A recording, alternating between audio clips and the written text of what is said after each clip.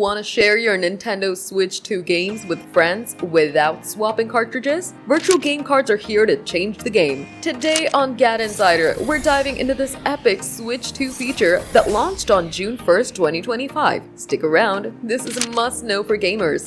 GadInsider, your ultimate source for gaming, tech, and Nintendo magic. Nintendo Switch 2 is ready to revolutionize game sharing with virtual game cards that were announced alongside its June 1st launch. This feature makes digital games as shareable as physical ones, and it's got fans buzzing. Let's break it down. Virtual game cards let you load a digital game onto two Switch systems, like your Switch 2 and a friend's, or share with Nintendo family group members via local wireless. Buy a game, create a virtual card, and lend it out, just like a physical cartridge. It's perfect for co-op or trying friends games. This feature rolled out to the original Switch in April 2025 and will be standard on Switch 2.